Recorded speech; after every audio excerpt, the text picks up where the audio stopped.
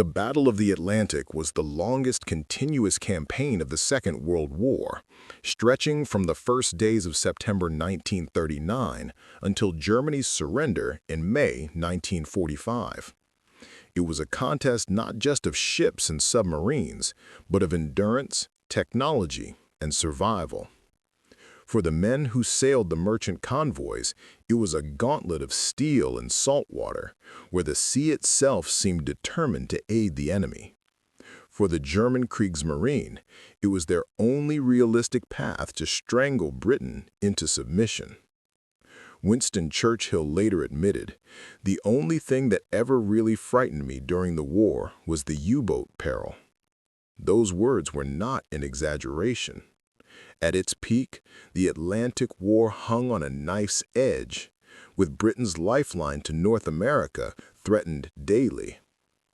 German U-boats thrived early. In what sailors called the happy time, between 1940 and 1941, wolfpacks tore through unescorted shipping. Merchantmen burned in the night, while survivors clung to rafts, watching their lifelines sink. Depth charges were the Allies' only real answer. Dropped in patterns, they exploded at preset depths, hammering the water column. But they were crude tools. A destroyer had to guess a submarine's position, often losing sonar contact at the moment of attack. Even when devastations churned the sea white, more often than not the U-boat slipped away, damaged perhaps, but alive. In 1942, only about 1 in 10 depth charge attacks ended in a kill. That ratio meant time was always on the submariner's side. German crews knew that surviving the first few minutes of an attack often meant escape. They endured the terrifying concussions of dozens of charges, trusting in deep dives, evasive turns, and the imperfections of their hunter's aim. To them, depth charges were survivable, terrifying but not certain death. Allied commanders, aware of this, pressed their scientists and engineers to deliver something new. It was not enough to merely shake the sea. They needed a weapon that struck with precision. The stakes could not have been higher. Britain imported the bulk of its food, fuel, and raw materials. A month of disrupted convoys could starve industries. 2 months might starve the people. By 1942, losses were catastrophic. Over 1,000 merchant ships sunk in that year alone. In Washington and London, grim calculations circulated. If tonnage losses stayed ahead of new shipbuilding, the war could still be lost, no matter what happened in North Africa or the Pacific. The Germans sensed this leverage and pressed harder. Admiral Karl Donitz, commander of the U-boat arm, deployed new tactics, massing wolfpacks in the mid-Atlantic where air cover was thin. Convoys fought through running battles that stretched for days. Even as Allied radar code-breaking and long-range patrol aircraft began to tip the scales, there remained a glaring weakness. Once a submarine was found, sinking it was never guaranteed. Time and again, escorts battered the depths, claimed kills, and sailed on, only for the same U-boat to reappear weeks later. It was in this desperate context that Allied research turned to radical alternatives. The British Admiralty's Directorate of Miscellaneous Weapons Development, a title as eccentric as its projects, tested dozens of concepts, from explosive towed arrays to underwater rockets. Most were dead ends. But one proposal, first sketched in 1941, showed promise. A forward-firing spigot mortar that launched multiple small bombs in a tight pattern ahead of the ship. Unlike depth charges, they would not detonate unless they struck a submarine's hull. If they missed, there were no massive underwater concussions to obscure sonar. The crew would simply reload and fire again, guided by steady sonar pings. This was the heart of its brilliance. A depth charge attack was always a gamble. Fire everything and hope the odds favored you. Hedgehog attacks, by contrast, could be repeated with calm. Persistence, adjusting each salvo until the submarine was cornered. Where depth charges wasted ton after ton of explosives in the ocean, the Hedgehog fired only when it struck metal. In effect, it turned submarine hunting from a crude art into a disciplined science. Skepticism ran high in the fleet. Veteran destroyer officers doubted the contraption's effectiveness. To many, the Hedgehog looked like a gardener's implement rather than a weapon of war, a squat rack of spigots pointing skyward. Some derisively called it the porcupine. Others feared the contact fuses would be unreliable, or that the small bombs lacked enough punch to breach a submarine's pressure hull. Admirals, desperate yet cautious, ordered sea trials. The tests silenced some of the doubts. Trials off the Scottish coast in late 1941 demonstrated that the Hedgehog bombs, though smaller than depth charges, could indeed rupture a submarine's hull if they scored a direct hit. Naval officers noted another advantage. Hedgehog explosions were instantaneous and final. Unlike depth charges, which produced a series of muffled detonations, Hedgehog strikes created a single sharp blast, often followed by a rising oil slick or debris. Crews quickly learned the grim truth. If the salvo detonated, the submarine was finished. By early 1942, production orders went out. The Royal Navy began fitting Hedgehogs to its destroyers and escort ships, while the United States Navy soon followed, installing them on destroyer escorts crossing the Atlantic. Training manuals emphasized patience and precision. Sonar operators had to hold contact, officers had to time their approach, and gunners had to launch the Hedgehog pattern at the perfect moment. Still, doubts lingered. Sailors who had spent years trusting depth charges were reluctant to believe in an unproven device. Early deployments yielded mixed results, often because inexperienced crews miscalculated the attack run. Yet within months, reports began to circulate of submarines destroyed in sudden, silent strikes. German survivors described the weapon with dread. They never heard the charges fall, never had a chance to dive deeper or turn. One moment the sea was calm, the next their boat was torn apart. The Hedgehog was not yet a proven war winner, but it had shown a glimpse of what was possible. For the first time, Allied escorts possessed a weapon that gave them the precision they had long craved. In the unforgiving Battle of the Atlantic, where victory meant keeping Britain alive, the Hedgehog offered more than a technical solution. It offered hope that the wolfpacks could be hunted down not by luck, but by certainty. And soon enough, in the convoys of 1943, that hope would harden into deadly reality. The Hedgehog entered service at a moment when the Atlantic War was reaching its climax. By early 1943, convoy battles had grown into massive duels that stretched across days and nights. German wolfpacks were sinking merchantmen at a staggering pace, while Allied escorts strained to keep fragile lifelines intact. The arrival of the Hedgehog offered a new weapon, but like all innovations, it needed to prove itself in combat before sailors would truly believe in it. The first real kill credited to a Hedgehog came in November 1942, when HMS Westcott, an aging destroyer that had been converted into an escort, engaged U-581 off the Azores. The submarine had been detected attempting to shadow a convoy. Westcott's sonar held contact long enough for her crew to line up their new mortar. The salvo splashed into the sea ahead of the bow. Moments later, a single sharp explosion cracked beneath the waves, unlike the rolling thunder of depth charges. Oil and debris surfaced almost immediately. The U-boat had been torn open. For the escort's crew, it was both exhilarating and unsettling. The strange new weapon had killed with sudden finality. For the men of the U-boat arm, it was a shock. The familiar warning of falling depth charges had not come. Death had arrived silently. Other early engagements reinforced this lesson. HMS Hesperus, another British destroyer, scored with her Hedgehog in late 1942 while operating with the famed escort group B6. When her sonar team held contact on a diving submarine, the captain ordered Hedgehogs fired. Again, the pattern entered the water quietly, and within seconds, a violent detonation split the sea. Survivors from the stricken U-boat later reported they had never heard the attack coming. It was as if the sea itself had betrayed them.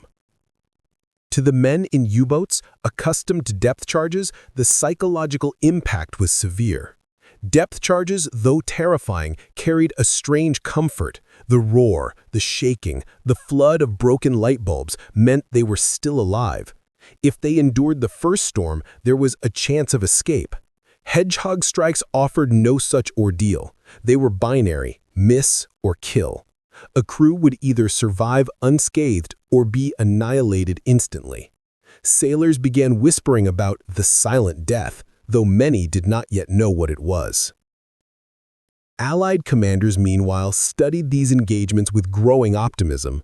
The Hedgehog was not replacing depth charges, it was supplementing them. Tactics evolved quickly. A destroyer might hammer a submarine with depth charges to force it deep, then circle and use sonar to guide a Hedgehog salvo into its position. Escort groups soon discovered that Hedgehog allowed them to conserve depth charges and maintain steady pressure. Instead of expending an entire rack in hopes of a kill, a single Hedgehog pattern could finish the job. Yet the weapon's effectiveness depended heavily on training. Not every early attack succeeded. Crews sometimes misjudged the range or fired too soon, leaving the pattern to sink harmlessly into empty water. Inexperienced sonar operators could lose contact at the critical moment. Reports circulated of missed opportunities that left captains frustrated. But slowly, success bred confidence. By the spring of 1943, Hedgehog-equipped escorts were claiming more and more kills, and U-boat losses were rising. For German commanders, these first encounters raised troubling questions. Admiral Karl Donitz began receiving reports of submarines lost in unexplained circumstances, boats that never returned, or survivors who spoke of sudden explosions without warning. He knew Allied technology was advancing, but in 1942, he still believed wolfpacks could overwhelm convoys faster than the enemy could adapt. That calculus was beginning to falter. The Hedgehog was only part of a broader Allied surge. Long-range patrol aircraft, new radar, and escort carriers were arriving, but it represented something qualitatively different. It was the first time an escort could hunt with precision instead of chance. By early 1943, the U-boat arms still held the initiative. German submarines continued to inflict serious losses on the Atlantic convoys, but a seed of doubt had been planted.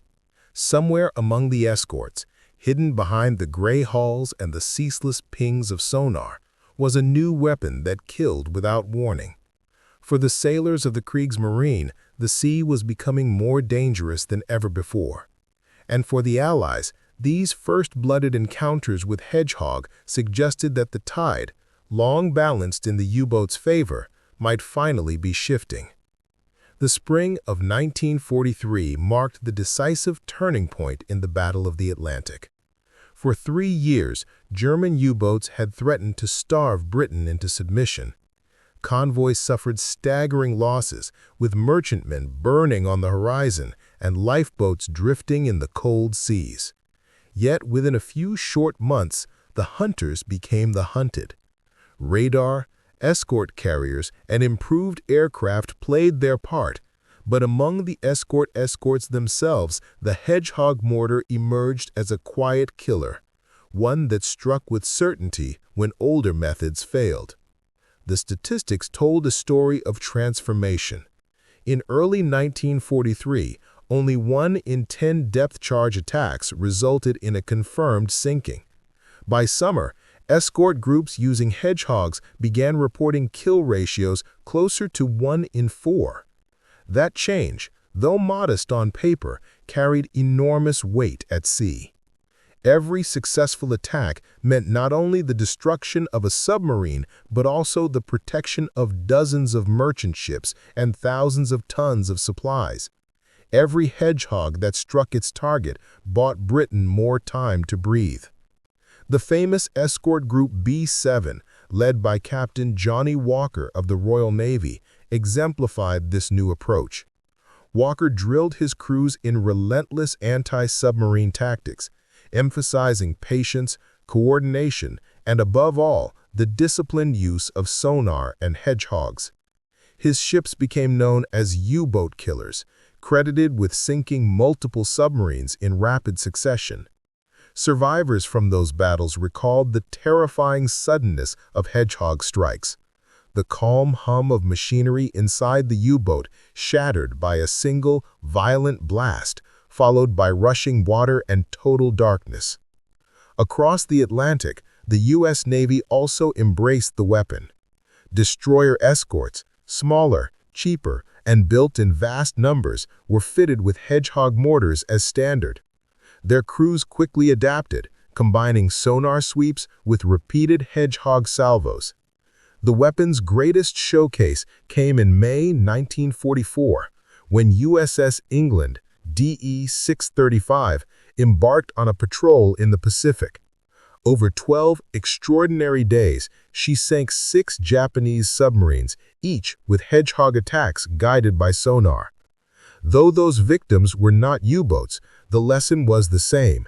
Hedgehog gave escorts the ability to kill with precision, and in skilled hands, it was devastating. For German U-boat crews, 1943 brought a new sense of dread. The wolfpacks had always been dangerous, but they had also felt confident. Submariners trusted their steel hulls to survive even fierce depth-charge barrages. Now stories spread of boats destroyed instantly, without warning. Survivor accounts described hearing no approach, no depth-charge splash, only the shudder of impact and then catastrophe. The Hedgehog robbed them of the psychological armor that once sustained them. Where depth charges offered the slim hope of survival, Hedgehogs offered none. The effect on the wider campaign was unmistakable. In March 1933, the Allies suffered what Churchill later called the blackest month of the war, losing 82 merchant ships. Yet by May, U-boat losses skyrocketed. 41 submarines were sunk in that month alone, a staggering blow to Admiral Donit's fleet. Hedgehogs were not the only factor, but they played a crucial role in raising the Allies' kill rate during convoy battles. Where U-boats had prowled with near impunity, now they faced escorts equipped with weapons that could hunt them down and finish them off with deadly efficiency. One striking feature of Hedgehog warfare was its clarity. With depth charges, uncertainty lingered after every attack. Did the submarine escape? Was it crippled or destroyed? Crews often claimed kills that later proved false. Hedgehog changed that equation. If its bombs exploded, the submarine was almost always lost. If they did not, the escort could re-engage immediately, confident in sonar guidance. The weapon's binary nature, success or failure, cut through the fog of battle and gave escorts a grim kind of certainty.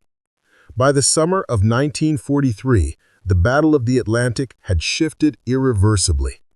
German U-boat crews still sailed, but they no longer controlled the seas. Allied convoys grew stronger, losses shrank, and Britain's lifeline remained intact. Among the tools that made this possible, the Hedgehog mortar stood out not for its glamour, but for its reliability. It was the unheralded weapon of the convoy war, a simple rack of spigot mortars that helped end the U-boat threat and ensure that the Atlantic would remain open. The tide had turned, and the wolfpacks would never again prowl with the same confidence. The hunter, not the hunted. By late 1943, even he admitted in his daily reports that Allied technology had tipped the scales. Hedgehogs were specifically mentioned in German intelligence assessments, noted as a deadly innovation that reduced the survivability of damaged boats to nearly zero. Training manuals began warning crews to avoid sonar contact at all costs, knowing that once detected, escape was slim. Personal testimonies from captured submariners revealed the fear that gripped the crews. One survivor of U-191, sunk in May 1943, recalled hearing the faint thuds of Hedgehog bombs entering the water above him.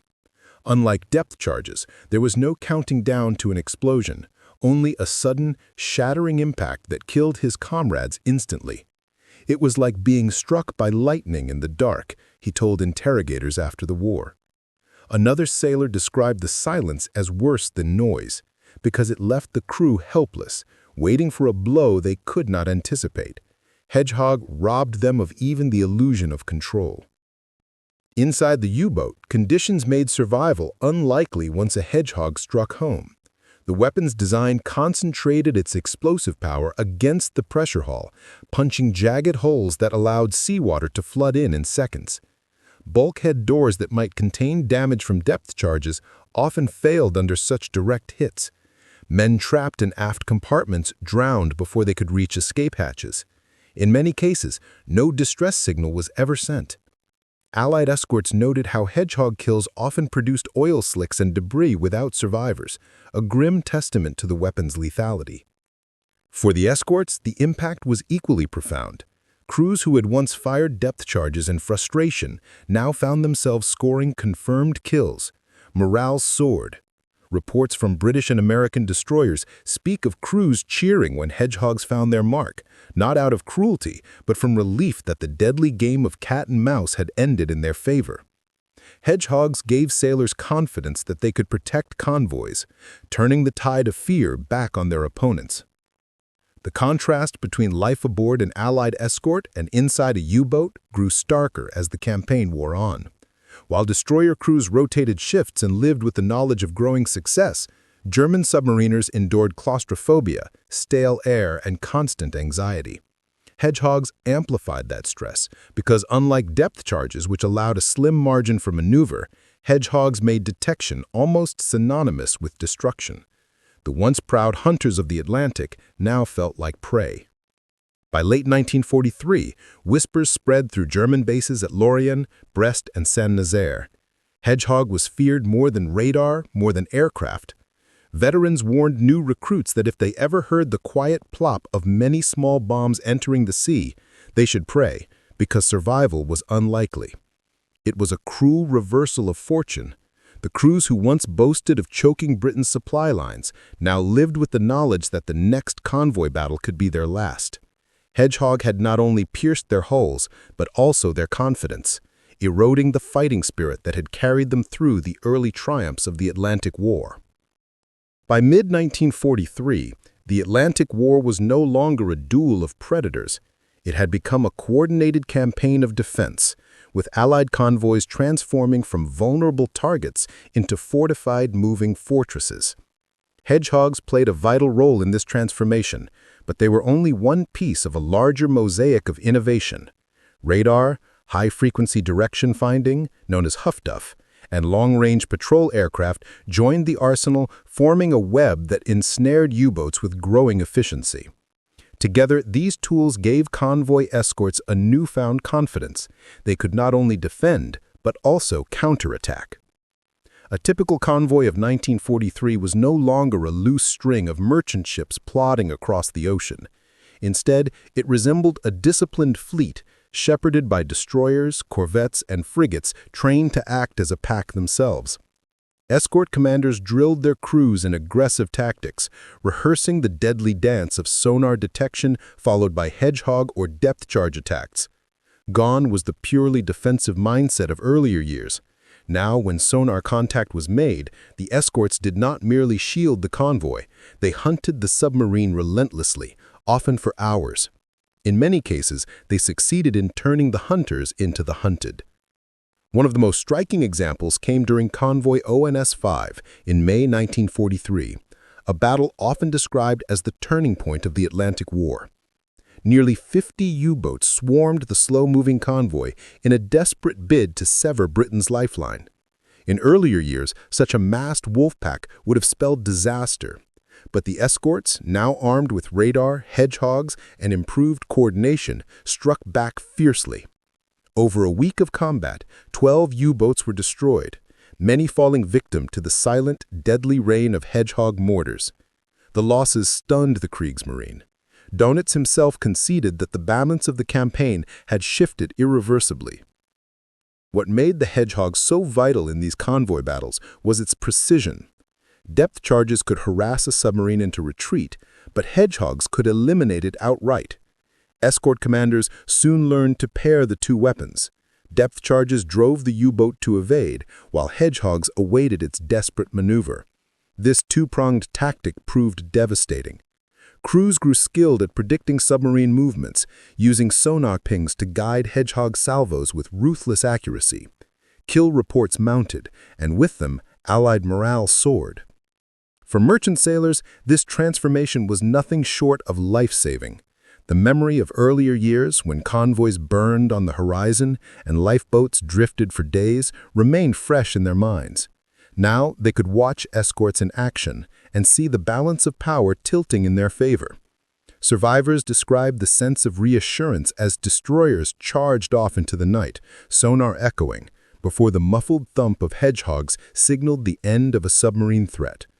Every U-boat destroyed meant dozens of merchant ships delivered safely, their holds full of food, fuel, and war materiel. The Germans, meanwhile, faced an impossible dilemma. To press their attack meant braving the Hedgehog, a weapon whose silence offered no warning and little chance of survival. To retreat meant abandoning their mission and conceding the Atlantic lifeline to the Allies. Increasingly, U-boat captains chose the latter, withdrawing rather than risking annihilation. A strategic collapse masked by acts of individual bravery as crews continued to sail despite the odds, but the overall tide had turned. In British and American naval headquarters, the reports arriving from the Atlantic confirmed what sailors already felt at sea. The convoys had struck back. Losses of merchant ships fell, while sinkings of U-boats climbed sharply. By autumn 1943, the Allies no longer fought merely for survival. They were winning outright. Hedgehogs, though just one of many innovations, symbolized this reversal. Simple, reliable, and devastating, they gave escort crews a weapon that finally matched the menace of the wolfpacks. As winter closed over the Atlantic once more, the convoy system, once on the brink of collapse, stood resilient and strong. U-boats still prowled, and the dangers of the sea remained ever present, but the balance had shifted decisively. The ocean lanes, once a graveyard of merchantmen, now became the proving ground where technology, coordination, and unyielding willpower turned the tide of the longest battle of the Second World War. By 1944, the Hedgehog mortar was no longer a novelty. It was the centerpiece of Allied anti-submarine tactics. Escort commanders had grown adept at integrating it into broader patterns of attack, refining methods that maximized the weapon's strengths and minimized the U-boat's chances of survival. This period marked the height of the Hedgehog's effectiveness, as statistics began to reflect not just its deadly potential, but its decisive role in reshaping the Battle of the Atlantic. The key to Hedgehog's success lay in its accuracy. Unlike depth charges, which blanketed wide swaths of water, Hedgehogs demanded precision.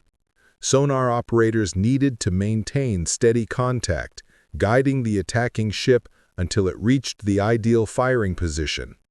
Once in place, a pattern of 20 dozen projectiles arced into the sea, descending in silence until impact. Training emphasized patience, coordination, and seamless communication between sonar room, bridge, and gunners. By mid-1944, escorts had mastered this choreography, and their kill rates reflected the discipline. U.S. Navy records show that Hedgehog attacks achieved confirmed kills nearly twice as often as depth charges. Notable engagements underscored this efficiency. In March 1944, HMS Starling, part of Captain Frederick Johnny Walker's famed 2nd Escort Group, scored multiple U-boat kills in the Bay of Biscay. Walker's group was already celebrated for its aggressive tactics, but Hedgehogs turned them into an executioner squadron. The sinking of U-762 that month, with no survivors, was credited directly to Hedgehog salvos delivered with clinical precision. Walker himself noted in his log that the weapon had transformed detection into destruction in a single action. On the American side, destroyer escorts of the Buckley class made the Hedgehog their signature weapon. These ships, smaller than fleet destroyers, were built for convoy duty and bristled with anti-submarine technology. The USS England demonstrated the lethal synergy of training and technology in May 1944. Over 12 days, she sank 6 Japanese submarines in the Pacific, 5 of them with Hedgehog attacks. Her record remains unmatched, a testament to how devastating the weapon could be when employed by a skilled crew. The feat reverberated across both Allied and Axis navies, cementing the Hedgehog's reputation as the deadliest submarine killer of the war. From the perspective of U-boat crews, this refinement of tactics made survival ever more elusive. German war diaries record a growing sense of inevitability when facing escorts equipped with Hedgehogs. One captured officer admitted that once sonar contact was established, we no longer believed we could escape. Reports of instant destruction without warning amplified the dread. As Allied skill increased, so too did the rate of German losses. By mid-1944, more than 40 submarines had fallen to Hedgehog attacks, and the number would climb higher still. At Allied headquarters, the weapon's impact was measured not only in sinkings, but in morale. Escort crews, once plagued by frustration and doubt, now fought with confidence. Convoy commanders wrote that their men showed eagerness rather than fear when sonar contacts were reported. Hedgehog had provided a rare gift in naval warfare, a reliable offensive answer to an elusive threat.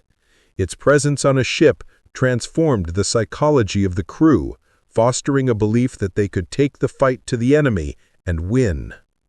The numbers told the story. By late 1944, nearly half of all confirmed U-boat sinkings resulted from ahead-throwing weapons, chiefly the Hedgehog.